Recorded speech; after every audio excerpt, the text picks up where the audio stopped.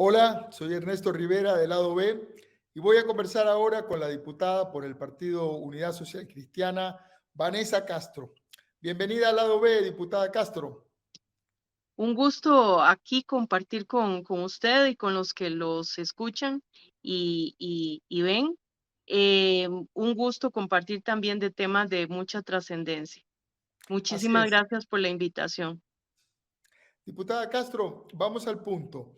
La cantidad de homicidios que tuvimos el año pasado en Costa Rica y la cifra que llevamos en estos primeros 3 meses del 2023 son un récord realmente triste para el país. ¿Cuál es su balance sobre la política de seguridad que ha implementado la administración de Rodrigo Chávez en estos primeros meses de gestión? Bueno, vamos a ver, primero, bueno, hay que ser tremendamente justo y decir que la escalada de violencia viene en aumento desde hace bastante tiempo.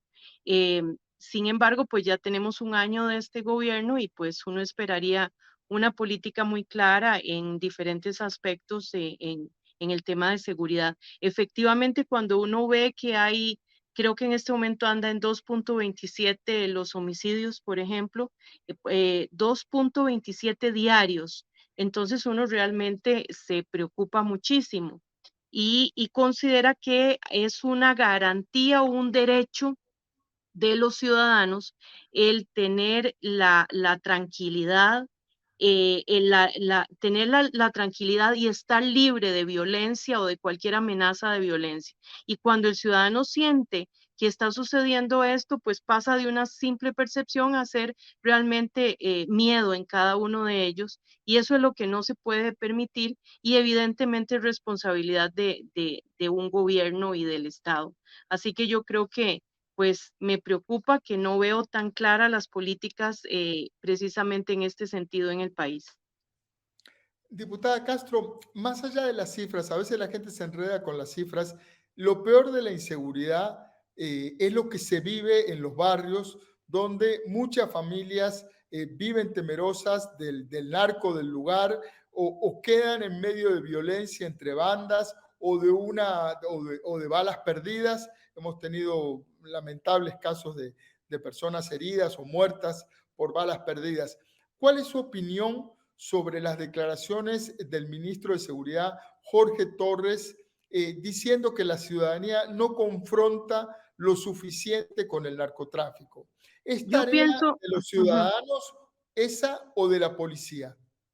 vamos a ver, yo creo que el ministro con esas aseveraciones, pues está bastante equivocado. Creo y me permito pensar que tal vez no quiso decir eso, sino que lo que quiso decir es que, bueno, todos debemos velar por la seguridad, porque no me imagino a un ministro pidiendo que se confronte, por ejemplo, al narco. Eso es algo peligroso de aseverar, de asegurar, y me parece que es también una responsabilidad primero que nada del Estado. Vuelvo a insistir, creo que todos tenemos derecho a un ambiente tranquilo, a la seguridad, a sentir seguridad, y esa es responsabilidad primero que nada del Estado. Yo siento que este gobierno señaló desde un primer momento que se comía la bronca de las cosas. Entonces parece injusto que un ministro diga, bueno, que el ciudadano confronte el narcotráfico. Ahí entonces le está diciendo, cómase usted primero la bronca y bueno, después el gobierno. Y ahí estamos a la inversa de lo que se ofreció. Eh, y quiero profundizar en esto de la tranquilidad o más bien la intranquilidad que siente la gente, porque en plenario legislativo le contaba a mis compañeros cómo en ciertas zonas de mi cantón de Goicochea, cuando amanece y el sol se refleja por ejemplo, en las latas de zinc, los rayos de sol entran, pero las personas en lugar de ver los rayos de sol normalmente, los ven a través de los múltiples huequitos que las latas de zinc del barrio tienen. Y esto es una realidad y saben muchos que estoy hablando de algo absolutamente cierto. Eh, eh, y creo que eso es algo injusto. O sea, ¿cómo es posible? Imagínense los niños que pasan todos los días por esa calle donde se ven, que no es una, son múltiples, pero digamos, por esa calle donde se ve ese montón de huecos y que se sabe que son balas. No es justo, no es absolutamente justo para ningún ciudadano vivir de esa manera. Entonces yo creo que es muy, muy importante que un ministro no haga aseveraciones de ese tipo, sino que se compren la bronca y se entre a tratar el tema que se tiene que tratar y los diferentes aspectos. Tiene que haber una política integral en materia de seguridad. Uno de los fenómenos que la gente más reciente es el narcomenudeo. Costa Rica desde hace rato dejó de ser un país de tránsito para ser un país de almacenamiento y de consumo. Muchas familias del país están dedicadas al narcomenudeo. ¿Cómo afecta esto a los barrios? Por ejemplo, usted habla de Goicochea, que es su cantón. ¿Cómo afrontar este fenómeno de las familias que se dedican al narcomenudeo? Sí, ayer precisamente tenía una actividad que se llamó Goicochea Segura, donde juntamos diferentes aspectos, diferentes instituciones, digamos, de la comunidad. Estuvimos presentes la municipalidad, estuvo presente la policía administrativa, estuvo presente la policía municipal, las asociaciones de desarrollo. Creo que ese es tal vez un ejemplo de cómo se puede enfrentar este tipo de temas. Es a través de una plena comunicación entre todas las fuerzas integrantes del tema de seguridad para desarrollar, por ejemplo, para informar a las comunidades, para que también los cuerpos policiales se hablen entre sí, para que el cuerpo policial municipal sepa qué es lo que sucede con la parte administrativa o la administrativa también conozca cuáles son las inquietudes y necesidades de la parte municipal. Si existe una coordinación, se da el triángulo perfecto de estos lados, comunidad, instituciones, fuerzas vivas, institucionalidad. Eh, Creo que la integración de cada uno de los aspectos que se pueden aportar viene a luchar, por ejemplo, con un tema de narcomenudeo. Ayer la mayoría de las asociaciones de desarrollo hacían observaciones y de 20 observaciones, 17 tenían que ver con narcomenudeo, por ejemplo. Entonces yo creo que solamente hablándose, comunicándose, realmente pueden desarrollarse las políticas y muy específicas, porque vea qué complicado, aun cuando tiene que haber una política nacional, eh, también las localidades, los barrios, los cantones son diferentes. Por tanto, es importante esa comunicación y esa comunicación también puede estar a cargo de la parte administrativa, de la policía. Ayer se le decía a la policía, por ejemplo, tienen a disposición los salones comunales o la misma iglesia católica o evangélica pone a disposición las instalaciones. Ayer tuvimos el apoyo del padre Arturo de Guadalupe Centro, por ejemplo, y otro sacerdote del lado de IPIS. Bueno, ellos quieren involucrarse también en esto. Creo que ahí está la fórmula porque es una política general, es comprarse la bronca a nivel de gobierno, pero también establecer la comunicación, el entendimiento entre todos para ver cómo se sale de un problema que pues ya toma niveles demasiado grandes y amenaza esa seguridad y esa tranquilidad de la gente, que es lo más importante. El tema de la violencia es un tema uniforme o generalizado, no uniforme, generalizado en el país. Sin embargo, hay dos focos muy claros en donde el problema es más agudo, peor, que tiene que ver con las costas. La zona de Punta Arenas, la zona de Limón. Hace días vimos un video de un sicario con una K-47 disparándole a un sujeto, matándole mientras desayunaba en Limón a las 6 de la mañana. ¿Cómo atacar estos focos en donde aparentemente las cifras nos indican que la situación es mucho peor? Ahí vamos a ver, evidentemente, o sea, yo no haría, pues, si bien es como evidente que hay acción en las costas, por ejemplo, mucho mayores, o tal vez más violentas, no dejaría de pensar también en el área urbana. O sea, me parece que la situación ya es nacional. Sin embargo, creo que aquí el entendimiento entre los cuerpos policiales es fundamental.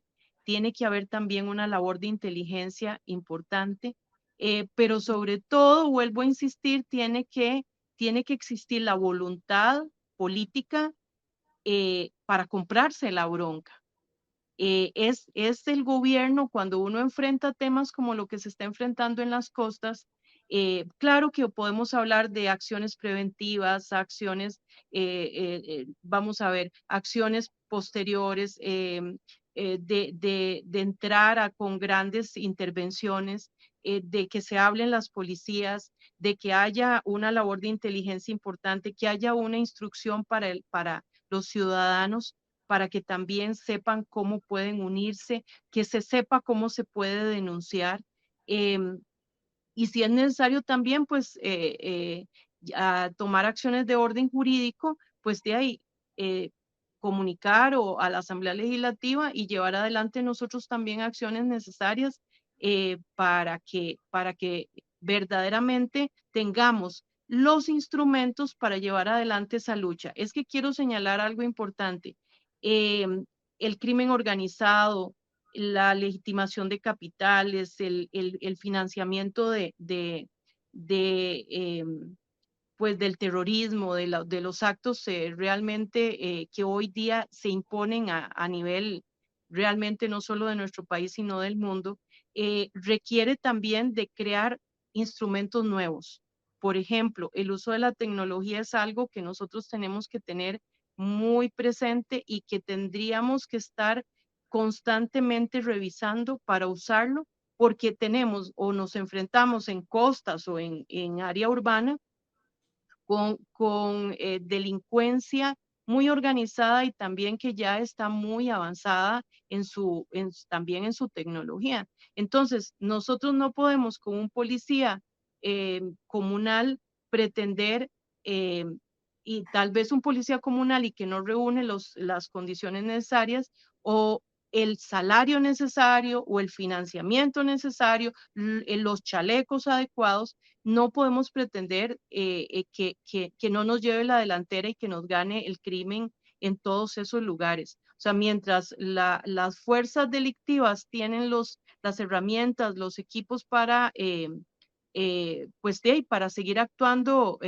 fuertemente y darnos golpes certeros, pues nuestra policía, nuestros cuerpos policiales no tienen las herramientas necesarias ni carros. Creo que tenemos como 3.000 carros a nivel de todo el país y de los cuales creo que 1.000 están malos, así que realmente tenemos 2.000. Y cuerpo policial, tenemos un cuerpo policial muy escaso también. Así que pues todo eso, esto es un tema integral, donde se requiere ese tema de comerse la bronca. O sea, que se ofreció y realmente llevarlo a la práctica. Y si hay un aspecto en este momento en el país donde se tiene que comprar la bronca, es precisamente en el tema de seguridad. Diputada, adicionalmente al daño ciudadano que la violencia le causa a las familias, hay también un daño a la economía. Hace poco el gobierno de Estados Unidos emitió una alerta para sus ciudadanos sobre el deterioro de la de la seguridad en Costa Rica. Eso puede afectar el turismo. El periódico The Washington Post acaba de publicar un artículo también alertando sobre la inseguridad en Costa Rica. ¿Cuál es el impacto económico de la inseguridad? ¿Cómo afecta la economía esta crisis de homicidios? Tremendamente, tremendamente, porque si nosotros seguimos siendo, por ejemplo, el de los número uno en trasiego de droga, si seguimos siendo Vamos a ver, teniendo un homicidio tan alto y además los países empiezan a ver esto y toman acciones como la de Estados Unidos, evidentemente nuestra economía se deteriora porque tenemos problemas incluso fuertes para el turismo, que es uno de los aspectos que más nos gusta proteger y uno de nuestros fuertes para defender la economía. Em, yo creo que hay un impacto directo, y quiero también señalar algún aspecto que no quiero que se me vaya de lado, y es que una de las luchas más fuertes, perdonando y retomando un poquito lo que estábamos hablando, uno de los aspectos más preocupantes y que deberíamos estar dando un seguimiento fuerte es al tema de la desigualdad social. Es que, vamos a ver, retomo el tema social porque Sí. esto es de suma trascendencia. Eh, Porque vamos a ver, usted hablaba que las costas han sido golpeadas, la parte rural ha sido golpeada, las zonas marginales de la parte urbana también han sido golpeadas con la delincuencia. eh, em, entonces, usted encuentra un ligamen muy importante en el tema de inseguridad y el desequilibrio o la inequidad social.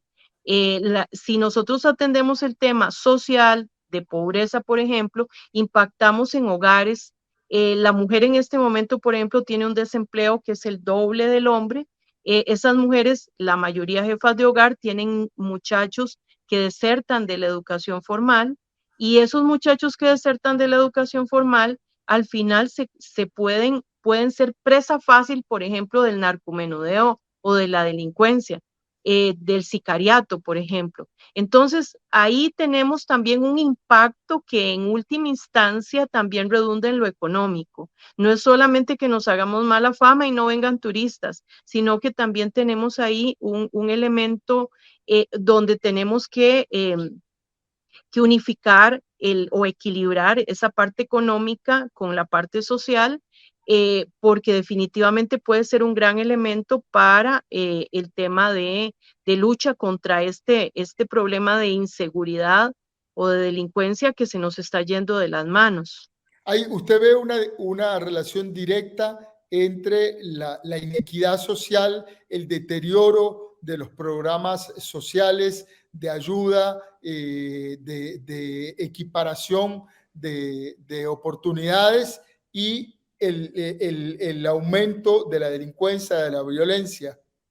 Definitivamente, o sea, definitivamente. Y se lo digo con conocimiento de causa, como dicen, porque mis cantones, los cantones donde yo pues desarrollé la política, eh, em, además son cantones donde he crecido yo misma y estoy clarísima y conozco la gente y sé que hay una relación muy directa entre esa oportunidad que tiene un joven que, que, que, que deserta, por ejemplo, de un momento a otro de la educación formal o no logra sacar su título de bachillerato o aún sacándolo no tiene la oportunidad de empleo, o esa mujer joven que tiene que ver por sus hijos, pero que no encuentra trabajo porque tenemos un desempleo que es el doble del desempleo de los hombres. Los hombres andan como en un 8% y las mujeres en un 16%. Entonces, esas son jefas de hogar que sin tener trabajo van a